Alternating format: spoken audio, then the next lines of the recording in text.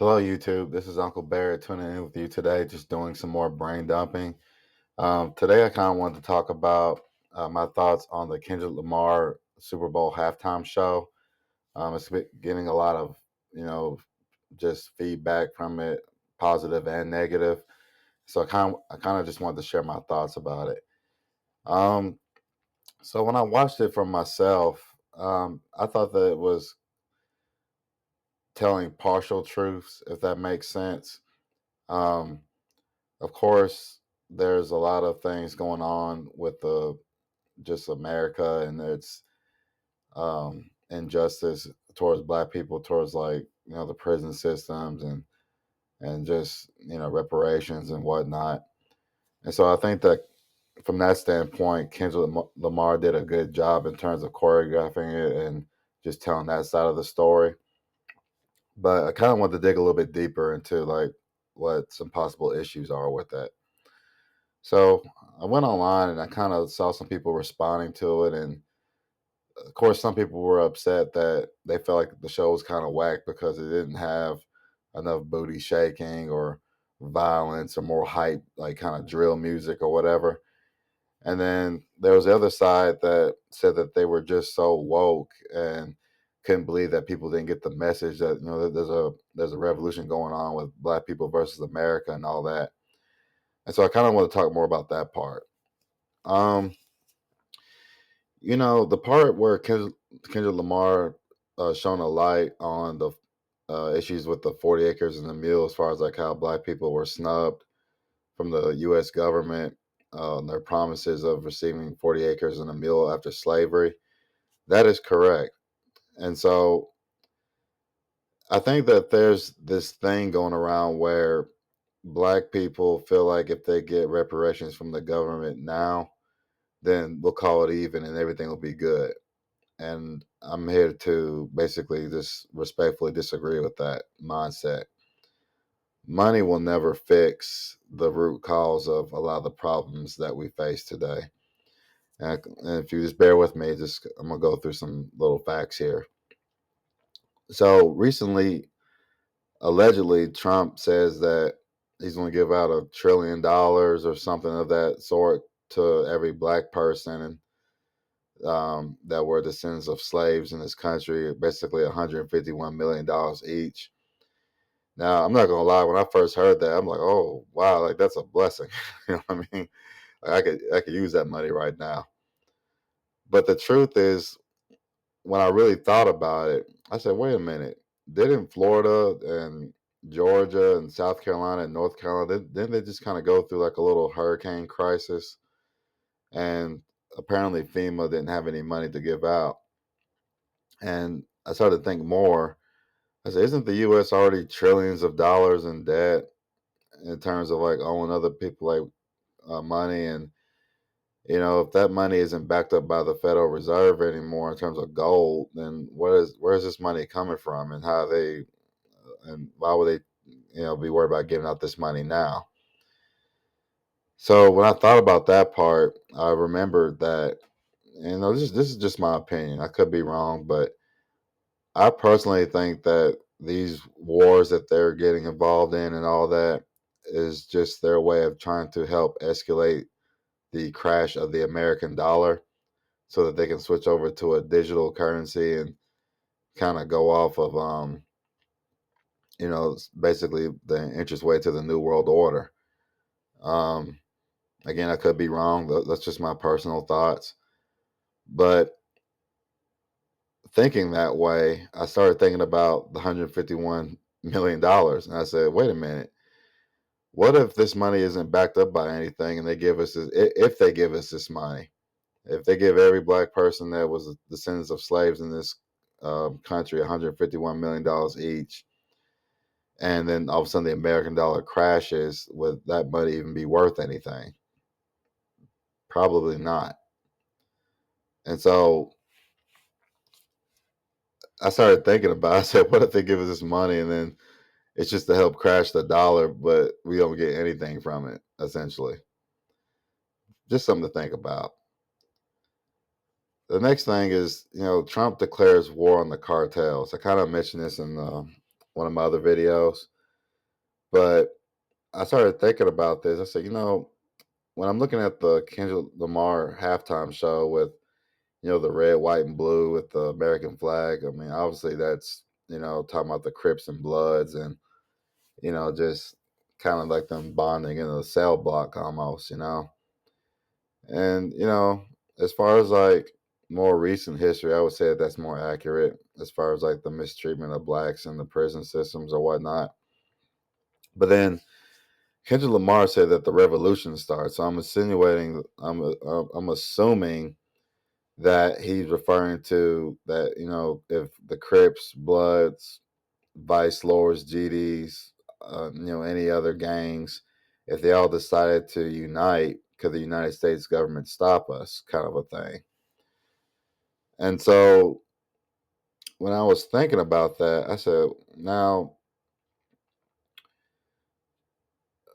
you know, I can go on and on about my personal stories with, you know, gang activity and whatnot.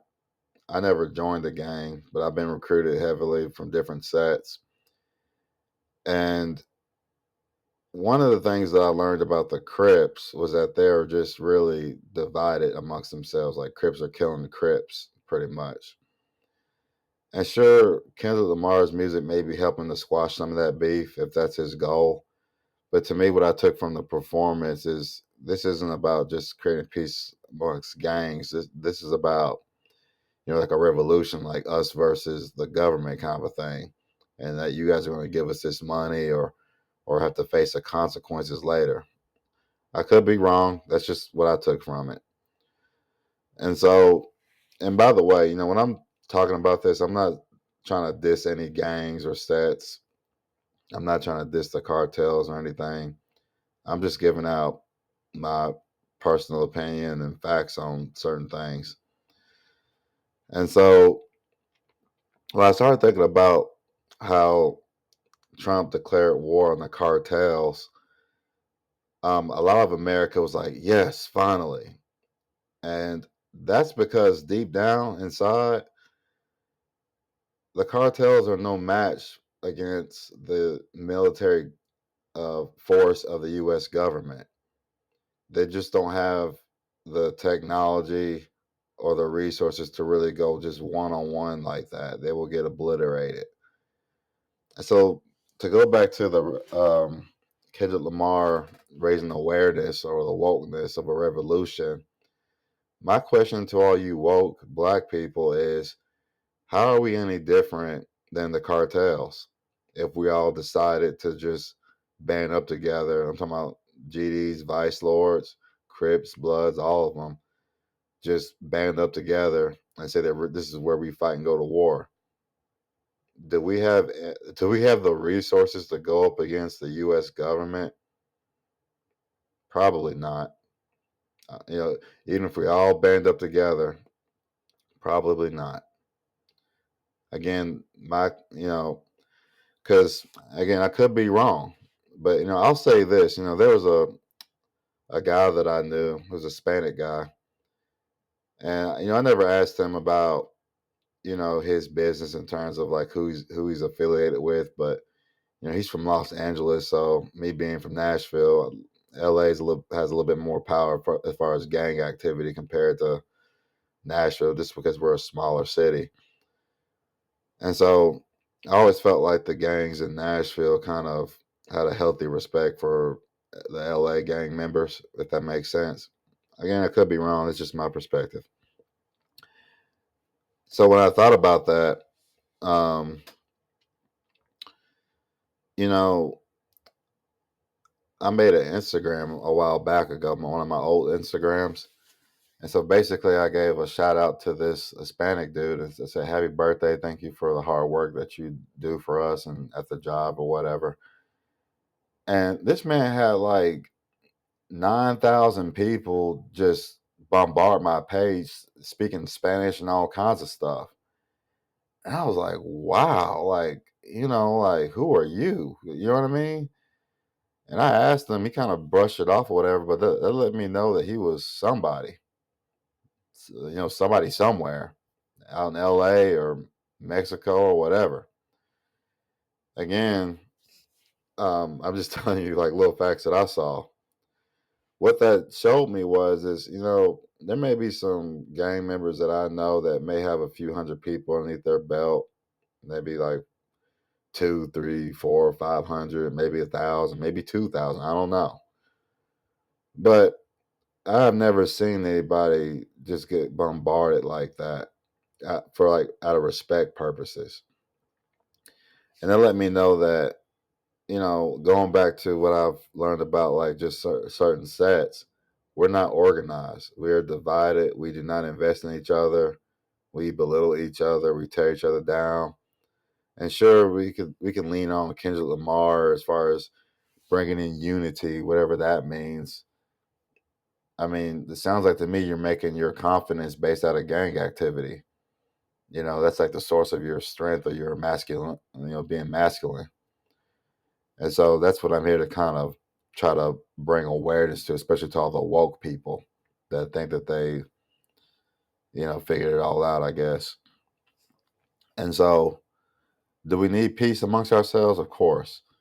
But there's a sickness in our culture where we lean too much on that lifestyle to validate us. Like, we're not men, or we're not, anybody worth showing respect to unless we're a part of some gang type stuff or some mafia stuff, or you know, um, secret societies, or any of that stuff.